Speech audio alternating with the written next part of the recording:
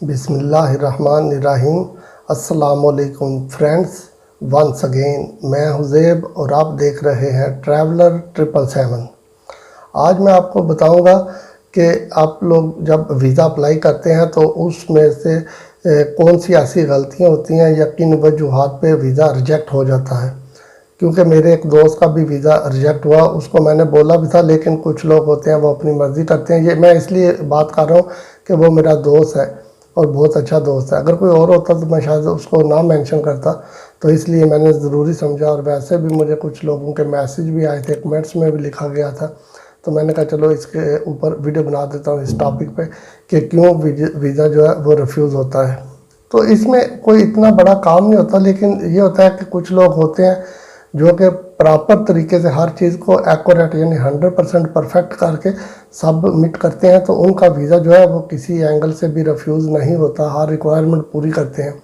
और कुछ होते हैं वो हर रिक्वायरमेंट पूरी करते हैं सही तरीके से, लेकिन उसमें होता यह है बेसिकली कि एक छोटी सी गलती कर देते हैं। तो वो जो एक छोटी सी गलती करते हैं, उस गलती के बदले में उनको बहुत बड़ा नुकसान हो जाता है। उनकी वीज़ा फ़ीस जो है वो ख़त्म हो जाती है। वो वीज़ा फ़ीस आपको पता है कि नॉन रिफंडेबल है, वो पैसे उसको नहीं मिलते। फिर उसके अलावा जो उस बंदे का एक प्लान होता है, वो उसमें से कुछ लोग होते हैं जिन्होंने समझ लिया कि होटल की कंफर्म बुकिंग करवाई होती है और उन्होंने ऑलरेडी सारे पैसे पहले पे कर दिए होते हैं, तो वो पैसे भी उनके ज़ाया हो जाते हैं। और फिर इसके अलावा एक प्लान होता है कि बंदा जाएगा वहाँ पे विज़िट करेगा। 100 किस्म के बंदे के अपने प्लान होते हैं।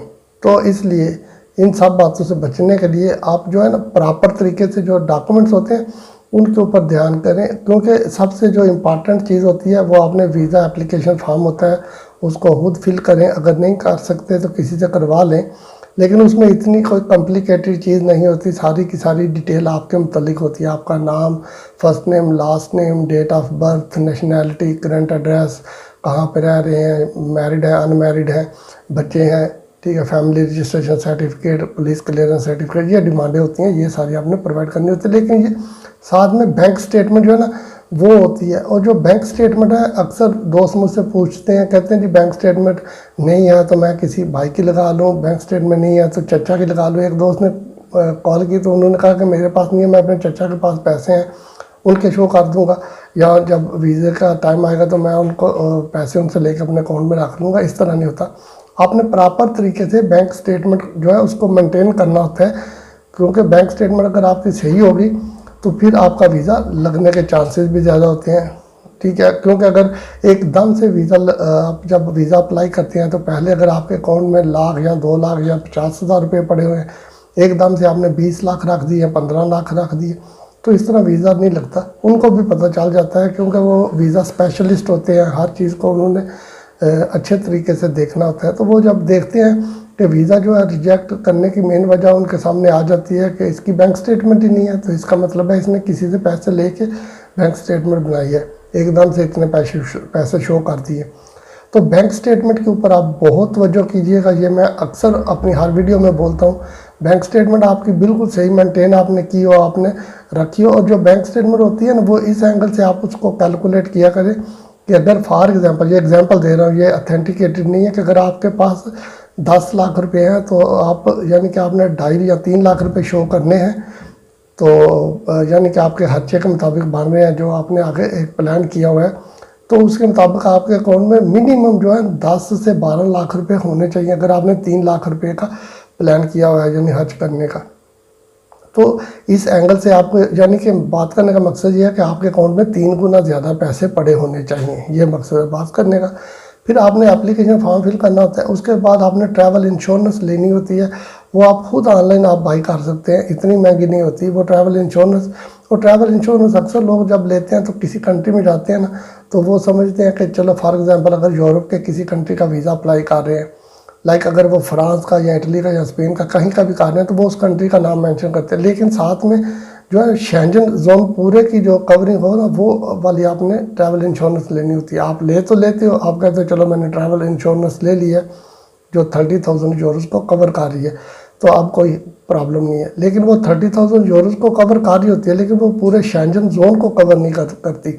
तो इसलिए आप इस बात का ख्याल रखा करें कि जो आप ट्रैवल इंश्योरेंस लें वो पूरे शेंजन जोन को कवर करती हो, इंक्लूड वो कंट्री जहां पर आपका प्लान है ट्रैवल करने का। आपकी बैंक स्टेटमेंट होगी, बैंक स्टेटमेंट के बाद आपकी ये ट्रैवल इंश्योरेंस है ये होगी। फिर इसके अलावा बाद में आ जाते हैं आपके नॉर्मल डॉक्यूमेंट्स, यानी कि जो आपको पता है आपका तो जो पासपोर्ट वगैरह है, पुलिस क्लियरेंस सर्टिफिकेट आपके पास होना चाहिए, नाइको वगैरह होना चाहिए, ये चीज़ें होती हैं। लेकिन अक्सर बंदे जो है ना, ज़्यादातर वो ये करते हैं कि अक्सर मैं कहता हूँ अपनी वीडियो में कि किसी एजेंट को आप इन्वॉल्व मत करें। वो जब उनके पास, बंदों के पास अपनी ना तो बैंक स्टेटमेंट असल होती है ना कुछ होता है, तो फिर वो किसी एजेंट को या थर्ड पार्टी को या किसी कंसल्टेंट को हायर करते हैं, तो वो फिर फेक डॉक्यूमेंट्स लगा देते हैं साथ में आपके बना के, यानी कि आपका बिजनेस शो करवा देंगे, आपकी ट्रैवल हिस्ट्री बना देंगे वैसे ही पेपर्स में, ठीक है। और उसके अलावा फिर ये होगा कि आपकी बैंक स्टेटमेंट वगैरह फेक लगा दें। तो ये अभी हर चीज़ वेरीफाई हो जाती है मेरे भाई। अभी पहले जिस तरह 25-30 साल 35 साल पहले सिस्टम था, अभी वो नहीं है। अभी हर चीज़ वेरीफाई हो जाती है, इसलिए आप इन बातों का मेक श्योर कर लिया करें। और वैसे भी अगर आप किसी थर्ड पार्टी के थ्रू अगर पेपर तैयार करवाएंगे तो आपको तो नहीं पता कि वो कौन से डॉक्यूमेंट्स उसने किस तरह तैयार किए हैं। आप सबमिट कर दोगे, लेकिन इसकी गारंटी नहीं होगी कि आपको वीज़ा मिल जाएगा। और जब वीज़ा रिफ्यूज़ होगा तो उसमें से तो वीज़े की फ़ीस तो पहले गई। अगर आप फॉर एग्जांपल यूरोप का वीज़ा अप्लाई कर रहे हैं तो इसकी 80 यूरो वीज़ा फ़ीस है, जिस कंट्री में भी आप करेंगे। वो 80 यूरो तो गए आपके। 80 यूरो के अलावा फिर वो जो बंदा होगा थर्ड पार्टी, जो भी कंसल्टेंट एजेंट वाटर जो भी होगा, वो फिर क्या करेगा, वो आपसे आपका वीज़ा रिफ्यूज़ होने के बाद 2 या 4 लाख या 3 लाख रुपये काट लेगा। बोलेगा मैंने आपके ये डॉक्यूमेंट तैयार करवाए हैं, ये किया वो किया, दिस एंड दैट करके वो पैसे काट लेगा। हालांकि आप खुद सोचें, अगर डॉक्यूमेंट तैयार करवाए तो इसमें कौन सा खर्चा आता है डॉक्यूमेंटेशन पे, आप खुद सोच सकते हैं कितना खर्चा आ जाएगा। तो वो आपके जो है ना धक्के से आपके 3 लाख 4 लाख रुपए काट लेगा, तो उसका फ़ायदा कोई नहीं है। आप अगर ये छोटी छोटी बातों का ख्याल रखेंगे तो मैं नहीं समझता कि आपका वीज़ा किसी भी एंगल से रिफ्यूज़ हो जाए। वीज़ा रिफ्यूज़ या रिजेक्ट सिर्फ इन्हीं गलतियों से होता है जब आपके पेपर प्रॉपर तरीके से नहीं बनते, आपकी फ़ाइल प्रॉपर तरीके से तैयार नहीं होती, आप किसी की हेल्प लेते हैं और वो बंदा आपसे पैसे लेके फेक डॉक्यूमेंट बना के लगा देता है। इससे बेहतर है आप 6 महीने लगा के अपनी बैंक स्टेटमेंट जो है ना वो आप परफेक्ट तरीके से बनाएं।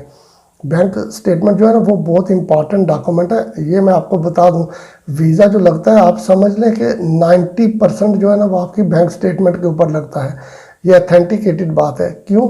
उसकी वजह यह है कि वो बैंक स्टेटमेंट ही आपकी सारी पावर वाली होती है। बाकी आप डॉक्यूमेंट्स होते हैं, लेकिन वो बैंक स्टेटमेंट इट मीन पैसे होते हैं उसमें। अब वो क्लोजिंग बैलेंस देख रहे होते हैं, वो बैंक की जो स्टेटमेंट है उसको देखते हैं कि मेंटेन कैसे हुई है।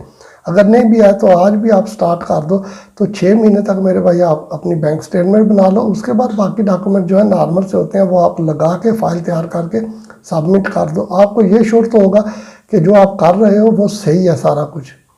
तो इस तरह इन्हीं वजूहात की बिना पे वीज़ा जो है रिजेक्ट होता है और वीज़ा पास भी होता है। तो मैं उम्मीद करता हूँ कि ये वीडियो आपके लिए अच्छी साबित होगी। अगर आपको ये वीडियो अच्छी लगी है तो प्लीज़ हमारे चैनल को सब्सक्राइब कीजिएगा और साथ में बने बेल आइकन को प्रेस कर दीजिएगा और हमारी वीडियो को लाइक और शेयर कीजिएगा। फिर मिलेंगे किसी नई वीडियो में किसी नई अपडेट के साथ। टेक केयर, अल्लाह हाफिज़।